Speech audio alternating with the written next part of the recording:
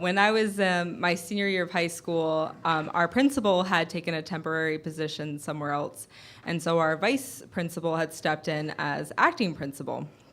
And by the end of the school year, people had really decided that they preferred our vice principal over our principal, that he just was a more empathetic person, that he was really meeting the school's needs better. So PTA and some of the students had started a petition to have him stay on as principal. And I was co-editor of our high school newspaper, the Scarlet Tanager, and so we were pumped because it was something to actually write about. And we're like, this is gonna be front page news, like pertains to everybody, this is gonna be so exciting, like on it, we're gonna do this thing. And so we started interviewing everyone, and I decided that we really needed to make sure that we talked to the principal and got his take of it, because it didn't feel fair if he didn't have a voice. So I write my questions up, I get them approved by our advisor, I go down to the principal's office, which I had never been to before, nervous. I go in, and it's like a film noir movie. He has all the lights off. The only light is coming through this window through a closed blind, and so it's like coming through the cracks through the blinds. And he's sitting behind his desk. He doesn't get up. He doesn't say anything. I'm like, oh, fucking Christ. Like, I go sit down, and I'm holding this pad in my lap, and I'm like, oh my God, I'm so scared. I was terrified of authority. I still am. And so this is just horrible. And I start reading the questions off, and he is completely unwilling to answer the questions. Dodging them, evasive, downright aggressive, sometimes just completely ignoring them. And I can tell he's doing his best to intimidate me, staring at me over his creeper glasses, just doing everything he can to make me feel very small. The interview gets over, I leave, I go back, I write my story, and then I hear a couple days later that he actually has filed a complaint with my teacher and said that I was rude and that my questions were unprofessional. And she was like, no. I checked her questions, they were fine. But it just told me that he was a bully and that he was not happy that people were calling him out.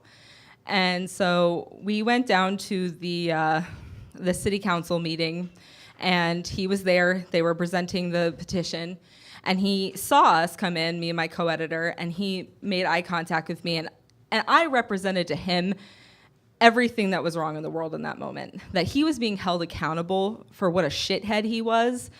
I was that person who was making him accountable. But at the same time, looking back at him, it was like this great moment where he was being held accountable, and I get to watch him squirm as people were calling him out for all the douchey things he had been doing.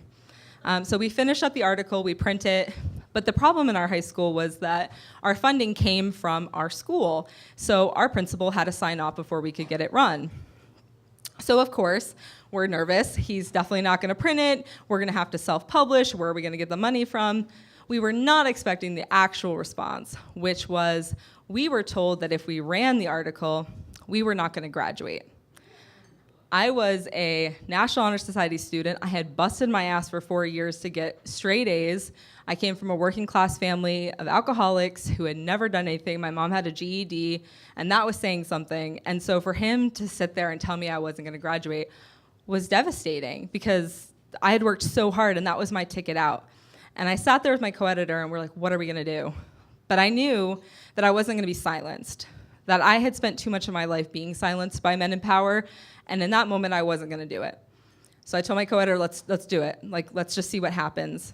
And we did. And we graduated because he couldn't actually do anything. And the next year, he stepped down as principal. Our vice principal took over. And I learned in that moment that you can't be intimidated by people in power, that they will try and wield it. They will try to make you feel small, and they will hold things over your head.